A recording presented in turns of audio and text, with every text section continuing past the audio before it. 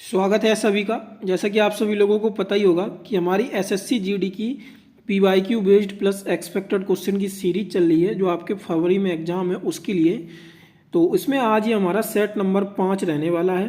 तो लास्ट में आपसे एक प्रश्न भी पूछा है, उसका आंसर आप लोग कमेंट में ज़रूर बताएं और अपना स्कोर ज़रूर बताएं कि 50 में से आपने क्या स्कोर किया। और लास्ट में ही हम इस प्रैक्टिस सेट का कट ऑफ भी आपको बताएंगे कि आपके 50 में से कितने मार्क्स सही होने चाहिए थे। चलिए पहले प्रश्न को डिस्कस करते हैं। पहला प्रश्न है, गांधी इरविन समझौते पर किस वर्ष हस्ताक्षर किए गए थे? तो अगर हम गांधी इरविन समझौते की बात करें, इसमें जो हस्ताक्षर किए गए थे ये आपके 1931, यानी कि ऑप्शन 3 जो है ये आपका राइट होगा। 1931 5 मार्च, कब? 5 मार्च 1931 को गांधी इरविन समझौते पर हस्ताक्षर किए गए थे। इसमें अगर हम बात करें ये हस्ताक्षर क्यों किए गए थे, तो गांधी इरविन समझौता इसलिए हुआ था सबने अवज्ञा आंदोलन को समाप्त करना और द्वितीय गोलमेज सम्मेलन में गांधी जी को शामिल करना, इसी के लिए यह आपका गांधी इरविन समझौता हुआ था। गोलमेज सम्मेलनों के बारे में अगर थोड़ा हम बता दें तो ये 1930 से लेके 1932 तक, यानी कि 1930, 1931 और 1932 तक ये 3 गोलमेज सम्मेलन आयोजित किए गए। और ये आयोजन कहाँ पे किया गया? तो लंदन इंग्लैंड में इनका आयोजन किया गया, जिसमें गांधी जी ने यानी कि कांग्रेस ने जो भाग लिया था ये आपका 1931 में गांधी जी के द्वारा भाग लिया गया था, क्योंकि ये गांधी इरविन समझौता हुआ था इस वजह से। और इन तीनों में भाग लेने वाले जो व्यक्ति थे वो थे आपके B.R. अम्बेडकर। B.R. अम्बेडकर ने तीनों गोलमेज सम्मेलनों में भाग लिया। गोलमेज सम्मेलनों से एक और चीज़ आपकी पूछी जाती है, वो पूछी जाती है कि 1930 से जो 32 के बीच में गोलमेज सम्मेलन हुए इनमें वायसराय कौन था? तो 1930 वाले में जो था ये आपका इरविन वायसराय था, और 31 और 32 में जो वायसराय था ये आपका बिलिंगडन जो था ये वायसराय था। और पीएम भी पूछा जाता है कौन था? तो जो 1930 से 32 तक ये आपके गोलमेज सम्मेलन हुए, इस समय जो प्रधानमंत्री थे वो रैमसे मैकडोनाल्ड जो थे ये आपके प्रधानमंत्री थे, किसके? इंग्लैंड के। ये आपके सारे के सारे इंपॉर्टेंट प्रश्न मैंने यहाँ पे डिस्कस किए हैं जो हर बार आपके एग्जाम्स में पूछे जाते हैं। चलिए अगला देखते हैं। देश के राष्ट्रपति को उनके पद से हटाने को डैश के रूप में जाना जाता है। तो देखिए, जब राष्ट्रपति को हटाया जाता है तो उस प्रक्रिया को हम किस रूप में जानते हैं? तो उसका राइट आंसर क्या होगा? महाभियोग। इस प्रक्रिया को हम महाभियोग के रूप में जानते हैं। महाभियोग पे हम बाद में चर्चा करेंगे, पहले हम पूरा राष्ट्रपति के बारे में चर्चा करते हैं। तो यहाँ पे हम देखते हैं एक ट्रिक आप सभी लोगों को पता ही होगी, जो पुरानी ट्रिक है। ये ट्रिक है आपकी पकानी कोका। क्या है? पकानी कोका दयोदशम। क्या है? दियोदशम। स्क्रीन छोटी है तो इस वजह से मैं आप लोगों को यहाँ पे दिखा रहा हूँ। तो ये आपका 52 होगा, 53, 54, 55, 56, 57, 58, 59, 60 और ये 61। तो ये अगर अभी तक आप लोगों को पता नहीं है जिनको भी, तो इसको लिख लीजिएगा और इसी को रिवाइज कर लीजिए। इससे पूरा एक ट्रिक से आपका पूरा राष्ट्रपति खत्म हो जाता है। तो ये पकानी कोका द्योदशम ये राष्ट्रपति को याद करने की एक बेहतरीन ट्रिक है।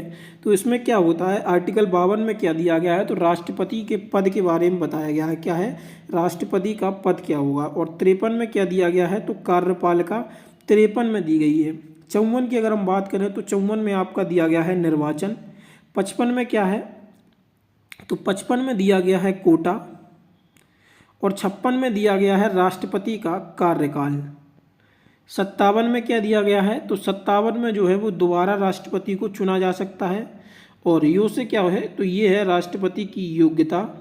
इसके बाद दशम आता है। दशम में मतलब कौन कौन से हैं?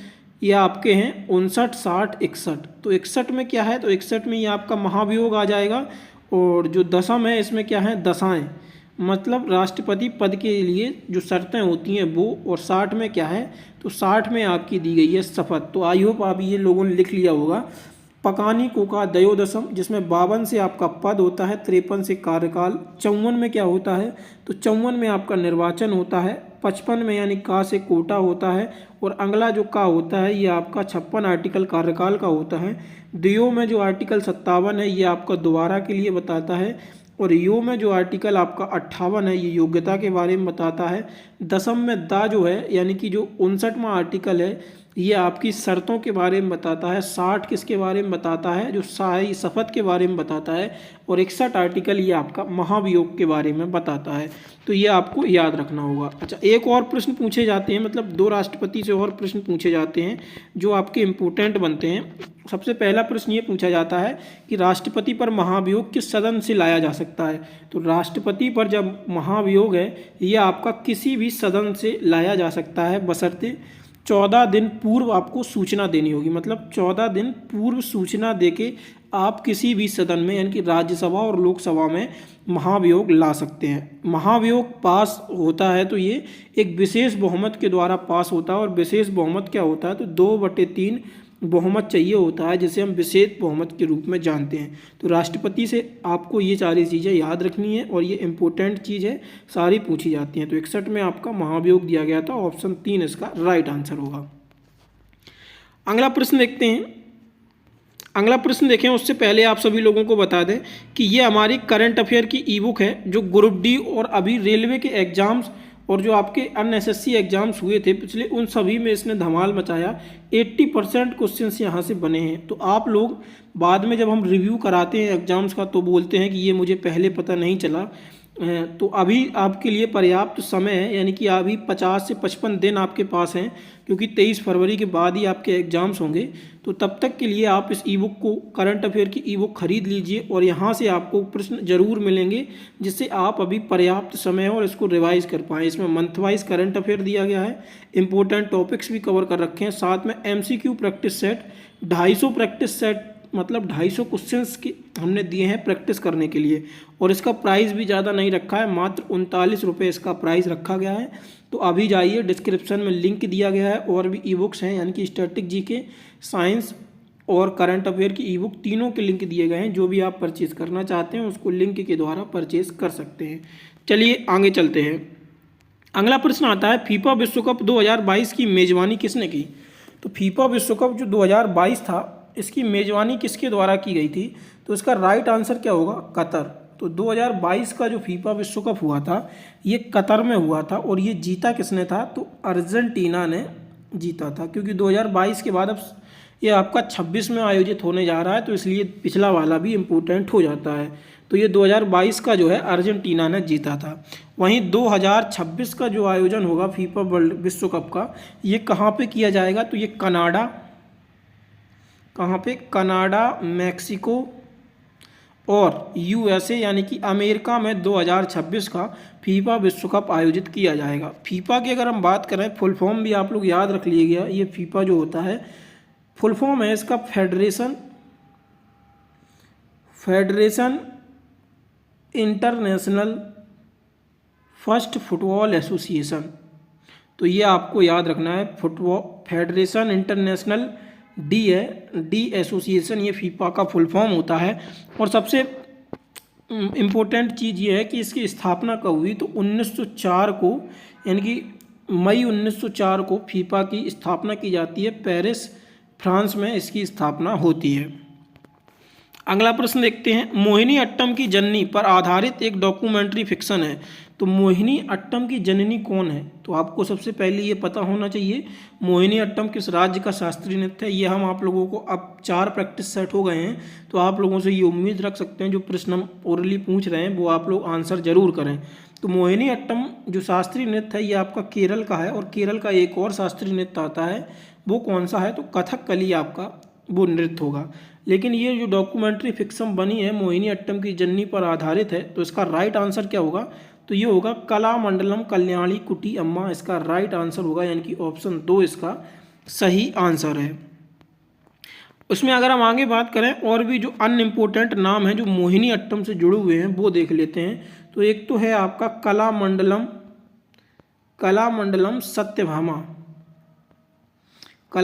सत्यभामा, सुनिंदा नायर और भारतीय शिवाजी। सुनिंदा नायर तो इम्पोर्टेंट है, ऐसा एसएससी का एग्जाम नहीं है जहाँ पे मोहिनी अट्टम के कलाकार पूछे जाएं और सुनिंदा नायर का नाम ना पूछा जाए, ये हो ही नहीं सकता है। तो कलामंडलम सत्यभामा, सुनिंदा नायर, भारतीय शिवाजी और मोहिनी जो अट्टम की जननी है कल्याणी कुट्टी अम्मा, ये आपको अभी 4 नाम याद रखने हैं। जैसे ही प्रैक्टिस सेट आगे बढ़ेंगे आप लोग सारे ये नाम याद हो जाएंगे। हर चीज़ मतलब 50 प्रैक्टिस सेट आप करिए, इसके बाद आपको जीएस में कुछ ज़रूरत नहीं है और अदर चीज़ करने की। आगे देखते हैं 2011 की जनगणना के अनुसार किस केंद्र शासित प्रदेश के लिंग अनुपात सबसे अधिक था। तो केंद्र शासित प्रदेश किसका लिंग अनुपात सबसे अधिक था, तो उसका राइट आंसर क्या होगा, पुडुचेरी। पुडुचेरी का जो लिंग अनुपात है वो सबसे अधिक था। ये कितना था, तो 1037 ये पुडुचेरी का लिंग अनुपात था। वहीं सबसे कम केंद्र शासित प्रदेश की बात करें तो दमन एंड द्वीप का था, ये कितना था, तो ये आपका 618 था। वहीं राज्यों की बात करें तो राज्यों में सबसे ज़्यादा कहाँ का है, तो राज्यों में सबसे ज़्यादा है केरल का 1084 और हरियाणा का कितना है, तो हरियाणा का है 877, जो कि ओवरऑल यानी कि जो भारत का औसत लिंग अनुपात है उससे भी कम है। तो ये बहुत गंभीर सिचुएशन थी उस समय, लेकिन फिलहाल अब ये बढ़ चुका है जो अभी नए डाटा आए हैं। तो 2011 के अनुसार सबसे अगर राज्य में पूछा जाए तो सबसे ज़्यादा केरल और सबसे कम हरियाणा में था। और भारत का अगर ओवरऑल लिंग अनुपात पूछ लिया जाए तो 943 महिलाएं हैं कितने 1000 पुरुषों पर। अगला प्रश्न देखते हैं। अगला प्रश्न आता है दिए गए उद्योगों में चूना पत्थर का कच्चा माल है। तो चूना पत्थर जो होता है किस कच्चे माल से बनता है, तो ये आपका राइट आंसर क्या होगा इसमें, तो इसका राइट आंसर होगा सीमेंट उद्योग। अगला प्रश्न देखते हैं। अगला प्रश्न आता है, ये आपका प्रश्न नंबर जो है ये आपका 8वां प्रश्न नंबर है। संविधान सभा के अस्थायी अध्यक्ष कौन थे। तो संविधान सभा के जो अस्थायी अध्यक्ष थे ये आपके सच्चिदानंद सिन्हा जी संविधान सभा के अस्थायी अध्यक्ष थे। संविधान सभा के बारे में बात करें तो इसकी जो स्थापना की जाती है वो 6 दिसंबर 1946 को संविधान सभा स्थापित होती है। पहली बैठक कब होती है, तो 9 दिसंबर 1946 को पहली बैठक की जाती है और उसी में सच्चिदानंद सिन्हा को वरिष्ठता के रूप में इनको अध्यक्ष बना दिया जाता है। लेकिन जस्ट 2 दिन बाद जो स्थायी रूप से अध्यक्ष बनते हैं ये आपके राजेंद्र प्रसाद जी इसके अध्यक्ष बनते हैं संविधान सभा के। वहीं उपाध्यक्ष जो बनते हैं वो HC मुखर्जी जी संविधान सभा के उपाध्यक्ष के रूप में शपथ लेते हैं। इसमें अगर हम और अन्य चीज़ों की बात करें तो संवैधानिक सलाहकार आपको पता होना चाहिए, BN राव जी जो हैं ये आपके संवैधानिक सलाहकार थे। और प्रारूप समिति की हम बात अलग करेंगे, वो 7 अध्यक्ष और 7 मेंबर्स थे वो, उनमें उसको आगे किसी प्रश्न में देखेंगे। तो प्रारूप समिति के अध्यक्ष जो थे वो आपके BR अम्बेडकर थे। और इसमें क्या है, संविधान अपनाया कब गया था ये इम्पोर्टेंट बनता है। तो 26 नवंबर 1949 को संविधान अपनाया गया और लागू कब किया गया, तो 26 जनवरी 1950 को संविधान लागू किया गया। और इसी दिन हम क्या है संविधान दिवस के रूप में भी मनाते हैं 26 नवंबर को, यह आपको याद होना चाहिए। अगला प्रश्न है 8वां प्रश्न है, वो 7वां प्रश्न नंबर था कि भारतीय संविधान में राष्ट्रपति के चुनाव की विधि को किस संविधान से लिया गया है। तो राष्ट्रपति के चुनाव की विधि हमने किस संविधान से ली है, तो इसका राइट आंसर क्या होगा, तो आयरिश संविधान से ये हमने क्या है राष्ट्रपति की विधि ली है चुनाव की। इसमें अगर हम बात करें तो जर्मनी से हमने क्या लिया है, तो जर्मनी से हमने आपातकाल के दौरान जो आपके मूल अधिकार हैं वो निलंबित कर दिए जाते हैं। राष्ट्रीय आपातकाल जो 352 में दिया जाता है वो निलंबित हो जाता है। दक्षिण अफ्रीका से हमने राज्यसभा का निर्वाचन कैसे हो, यानी कि जो अपर हाउस हो उसका निर्वाचन और संविधान संशोधन की प्रक्रिया को लिया है। वहीं संयुक्त राज्य से हमने मौलिक अधिकार, न्यायिक समीक्षा, महाभियोग, उपराष्ट्रपति, ये हमने किससे लिए हैं, संयुक्त राज्य अमेरिका से। और आयरिश संविधान से DPSP और राज्यसभा में जो मनोनीत राष्ट्रपति के द्वारा 12 सदस्य किए जाते हैं वो कैसे हों, ये हमने आयरिश कॉन्स्टिट्यूशन से लिया है। आगे चलते हैं। भारत में किस वर्ष में राष्ट्रीय काम के बदले भोजन कार्यक्रम यानी कि national food for work programme शुरू किया गया, तो उसका राइट आंसर क्या होगा, तो इसका राइट आंसर होगा 2004। अगला प्रश्न आता है निम्नलिखित में से किस राज्य में मकर को पेड़ा पांडुका के रूप में मनाया जाता है, तो राइट आंसर क्या होगा, आंध्र प्रदेश। भारत के संविधान का निम्नलिखिट में से कौन सा अनुच्छेद राज्य कार्यकारिणी से संबंधित है, तो जो राज्य कार्यकारिणी से संबंधित कौन सा अनुच्छेद है, तो 153 से 167 तक जो अनुच्छेद दिए गए हैं ये आपके राज्य कार्यकारिणी यानी कि राज्य के बारे में बताते हैं। आगे देखते हैं इसमें हम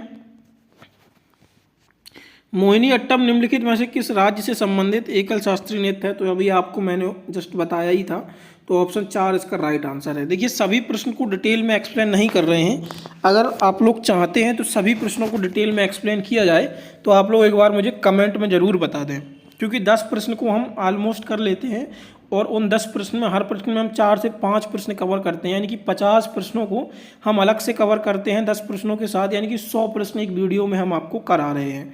अगर आप लोग चाहते हैं कि सभी प्रश्नों को डिटेल में एक्सप्लेन किया जाए तो ये भी हम कर सकते हैं, आप लोग बस कमेंट बॉक्स में ज़रूर बताएं हमें।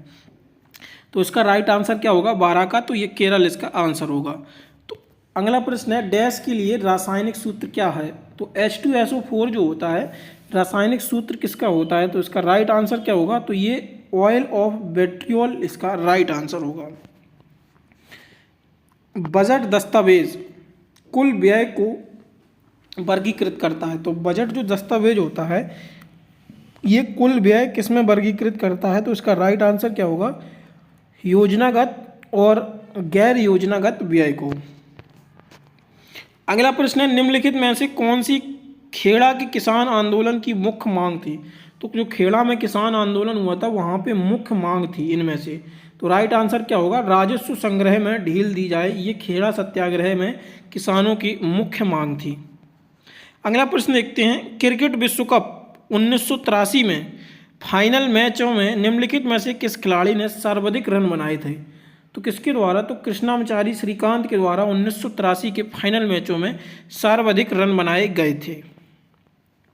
अगला प्रश्न आता है रेशम बनाने की तकनीक का आविष्कार सबसे पहले लगभग डैश वर्ष में चीन में हुआ था। तो ये कब हुआ था? तो उसका राइट आंसर होगा 7000 वर्ष पहले चीन में रेशम बनाने की तकनीक का आविष्कार हुआ था।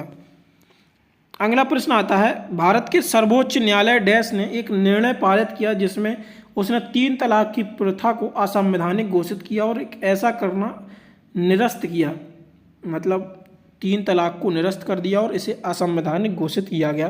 तो ये कब किया गया? तो 2017 में ये ट्रिपल तलाक का बिल आया था, उसी समय सर्वोच्च न्यायालय ने इस निर्णय को निरस्त कर दिया कि अब ट्रिपल तलाक नहीं दिया जा सकता है। स्वतंत्रता के समय लगभग भारत की जो जनसंख्या थी कितने प्रतिशत कृषि पर निर्भर थी? इम्पोर्टेंट प्रश्न है। तो कुछ प्रश्न आज हमने 2022 के प्रैक्टिस सेट से रखे हैं जो कि अच्छे प्रश्न थे, और लेकिन अब पर्सपेक्टिव से वो इजी हैं, लेकिन उस पर्सपेक्टिव से तब वो सरल प्रश्न मतलब कठिन प्रश्न लगते थे, क्योंकि आज जीएस का लेवल एग्जाम्स में बहुत अच्छा पूछा जाने लगा है।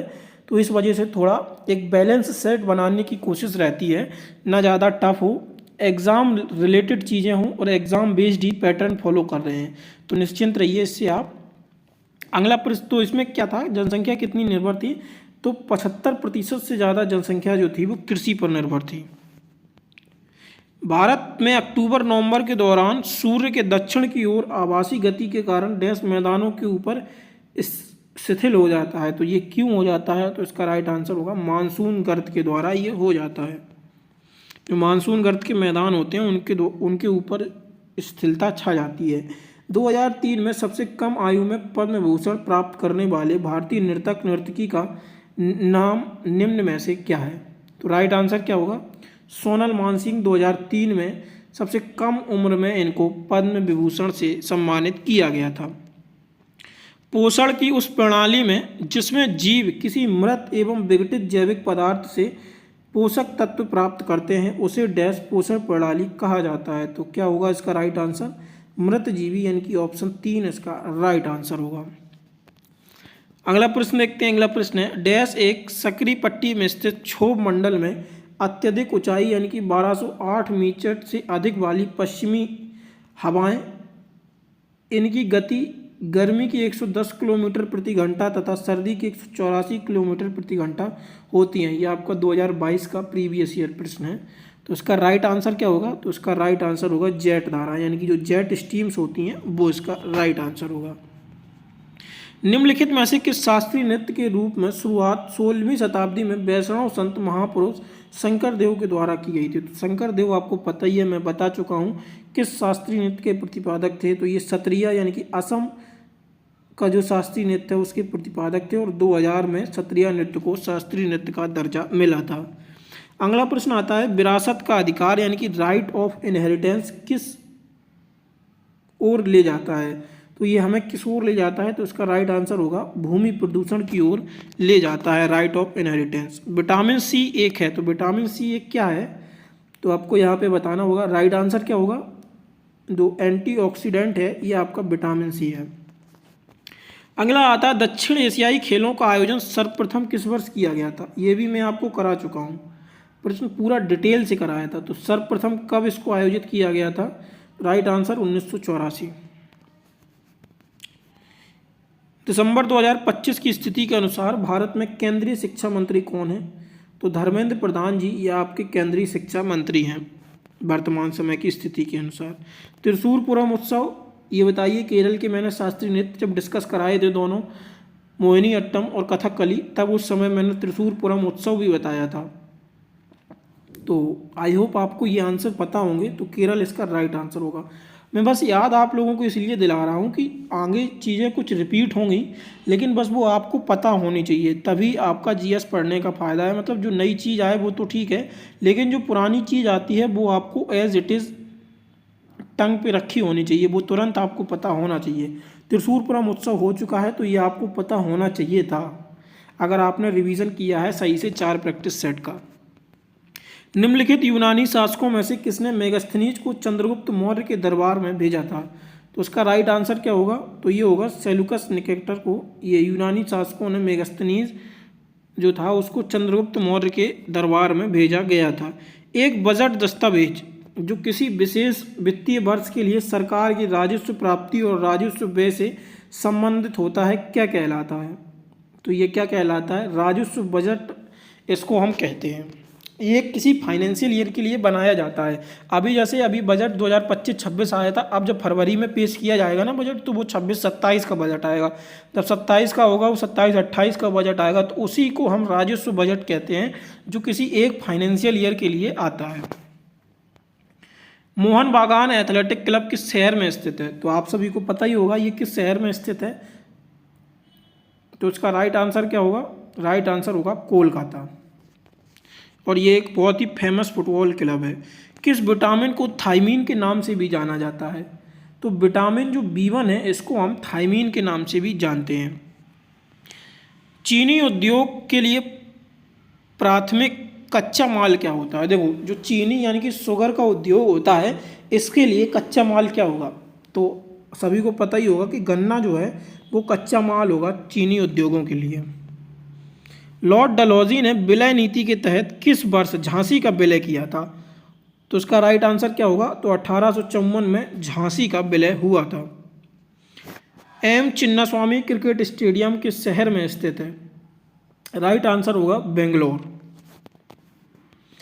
भारत के संविधान में निम्नलिखित में से किस भाग में मूल अधिकार सन्निहित हैं, तो मूल अधिकार किस भाग में दिए गए हैं, भाग 3 में आपके मूल अधिकार दिए गए हैं। भाग 1 में संघ और क्षेत्र दिया गया है, 2 में नागरिकता दी गई है, 3 में मौलिक अधिकार दिए गए हैं, 4 में क्या दिया गया है, राज्य के नीति निर्देशक सिद्धांत दिए गए हैं, 4A में आपके क्या दिए गए हैं, मौलिक कर्तव्य दिए गए हैं, और 5 में क्या दिया गया है, संघ दिया गया है, 6 में आपका राज्य दिया गया है, बाकी आगे देखेंगे। प्रधानमंत्री नरेंद्र मोदी ने डैश में जल जीवन मिशन का शुभारंभ किया था, तो जल जीवन मिशन का शुभारंभ कब किया गया था, तो 2019 में ये किया गया था। योजनाएं केंद्र सरकार की इम्पोर्टेंट हैं। लक्ष्य सेन किस खेल से संबंधित है, हाँ ये इम्पोर्टेंट सेगमेंट होता है एसएससी का। एक प्रश्न इस सेगमेंट से और योजना वाले सेगमेंट से, देखो मैं आज 2-3 इम्पोर्टेंट टॉपिक बता देता हूँ जिनको आप अच्छे से पढ़ लीजिएगा। एक तो 5 ईयर प्लान हो गया, और महत्वपूर्ण योजनाएं जो केंद्र सरकार की हैं वो, और राज्यों की भी कुछ प्रमुख योजनाएं, इसके साथ साथ खिलाड़ी और उनसे संबंधित खेल। ये 3 प्रश्न आपके जरूर पूछे जाते हैं एसएससी का कोई भी एग्जाम हो। तो लक्ष्य सेन जो है ये आप सभी लोगों को पता ही होगा किससे संबंधित हैं, तो ये आपके बैडमिंटन से लक्ष्य सेन का संबंध है। 1992 में सबसे कम आयु में पद्म भूषण प्राप्त करने वाले नर्तक नर्तकी का नाम क्या था, तो उसका राइट आंसर क्या होगा, तो सोनल मानसिंह को ये सबसे कम आयु में पद्म भूषण प्राप्त किया था इन्होंने। विश्व में कुल पृष्ठीय क्षेत्रफल में भारत का कितना हिस्सा है, मतलब विश्व का जो क्षेत्रफल है उसमें भारत का कितना हिस्सा है, तो इसका राइट आंसर होगा 2.4%। अगला प्रश्न देखते हैं। अगला प्रश्न आता है, कौन सा विकल्प बुलिमिया का सबसे अच्छा वर्णन करता है? तो इसका राइट आंसर क्या होगा? राइट आंसर होगा खाने संबंधी विकार में जो बुलिमिया होता है उसका। उत्तर भारत के लोग किस त्यौहार पर देवी लक्ष्मी और भगवान गणेश की एक साथ पूजा करते हैं? तो आप सभी को पता ही होगा, दीपावली पर यह पूजा की जाती है। भारत के संविधान के अनुच्छेद 243 के अनुसार डैश ग्रामीण क्षेत्र के 43 खा के अधीन गठित स्वतः शासन वाली एक संस्था होगी। तो ये क्या होगा? राइट आंसर होगा पंचायत। कृषि में गाय के गोबर का उपयोग किस रूप में किया जाता है? तो जो जैविक उर्वरक यानी कि जैविक खाद होती है उसके लिए हम इसका उपयोग करते हैं। अटलांटिक महासागर कौन सा जलमार्ग है? तो अटलांटिक महासागर वाला जो रूट है ये कौन सा जलमार्ग है? तो पनामा नहर होती हुई ये रूट जाता है आपका। एक बर्तन लंबे समय तक जो हवा की नमी में संपर्क में रहता है यह हल्की हरी कोटिंग प्राप्त कर लेता है। बर्तन किसका बना हुआ होता है? तो आप सभी लोगों को पता होना चाहिए, ये तांबा जो होता है जब इसमें थोड़ी नमी मिल जाती है तो ये एक हरी कोटिंग प्राप्त कर लेता है, मतलब हरे कलर की इस पर लेयर चढ़ जाती है। देश की स्वतंत्रता से पहले भारत मुख्य रूप से अपने उद्योगों के लिए जाना जाता। तो किस उद्योगों के लिए भारत स्वतंत्रता से पहले जाना जाता था? तो इसका राइट आंसर होगा हस्तशिल्प के जो उद्योग हुआ करते थे उसके लिए भारत को जाना जाता था। कच्चे तेल, पेट्रोलियम उत्पादक और प्राकृतिक गैसों के स्थानांतरित करने के लिए अब परिवहन के किस साधन का उपयोग किया जाने लगा है? तो राइट आंसर क्या होगा? ऑप्शन 4। देखो, जो कच्चा तेल है या फिर जो पेट्रोलियम उत्पाद या फिर जो प्राकृतिक गैसें हैं इनका उपयोग जो है अब पाइपलाइनों के थ्रू हुआ जाने लगा। पहले अभी मतलब यूज़ होता है बैरल्स में, जैसे ऑयल कंटेनर होते हैं जो बैरल्स में आते हैं पोर्ट के थ्रू शिपिंग या रेलवे के थ्रू शिप होते हैं जहाँ भी इनको शिपिंग होना होता है, लेकिन अब मोस्टली जो है वो पाइपलाइन के थ्रू शिफ्टिंग होता चला जा रहा है। अगला प्रश्न आता है, शतरंज के वर्गीकार खानों में क्षितिज पंक्तियों को क्या कहा जाता है? तो जो क्षितिज पंक्तियाँ होती हैं इनको हम क्या कहते हैं? तो रैंक कहा जाता है इनको। पिछले वीडियो में यानी कि प्रैक्टिस सेट नंबर 4 में हमने आपसे एक प्रश्न पूछा था, उसका आंसर अभी हम आपको बताएंगे। कई सारे लोगों ने सही जवाब दिया। और आज का प्रश्न है कि भारतीय वायुसेना दिवस कब मनाया जाता है? 12 मार्च, 8 अक्टूबर, 24 जनवरी या 1 दिसंबर को? तो इसका आंसर आप लोग हमें कमेंट बॉक्स में ज़रूर बताएं। और जो पिछले वीडियो में हमने प्रश्न पूछा था तो उसका आंसर था रविंद्रनाथ टैगोर। प्रश्न हमने पूछा था 1921 में विश्व भारती की स्थापना किसके द्वारा की गई थी? तो रविंद्रनाथ टैगोर के द्वारा इसकी स्थापना की गई थी। और इस प्रैक्टिस सेट का जो आज स्कोर था, तो अगर हम इसकी कट ऑफ रखें तो अगर आपके मार्क्स जो हैं वो 30 to 35 के बीच में बन रहे हैं तो एक अच्छा स्कोर माना जाएगा। तो इसकी कट ऑफ आज की ये रही। बाकी आप लोग हमें कमेंट में ज़रूर बताएं कि आपने 50 में से कितना स्कोर किया है। ये करंट अफेयर की ई बुक है और साथ में यहाँ पे स्टैटिक जीके की ई बुक है। स्टैटिक जीके के टॉपिक कवर करने के लिए आप इसे परचेज कर सकते हैं। बाकी ऐप पे आप फ्री ऑफ कॉस्ट टेस्ट दे सकते हैं और टेलीग्राम जरूर ज्वाइन कर लीजिएगा जहाँ पे हम आपको ये PDF जो है टेस्ट का यानी कि जो हम कराते हैं यहाँ पे मॉक, इनका PDF हम आपको डेली वहाँ पे प्रोवाइड कराते हैं। तो डिस्क्रिप्शन में टेलीग्राम का भी लिंक दिया गया है। बाकी चैनल पर पहली बार आए हैं या अभी तक चैनल को सब्सक्राइब नहीं किया है तो अपना सपोर्ट बनाए रखें, चैनल को सब्सक्राइब जरूर कर लें और अपने दोस्तों के साथ ज़्यादा से ज़्यादा वीडियो को शेयर करें। धन्यवाद।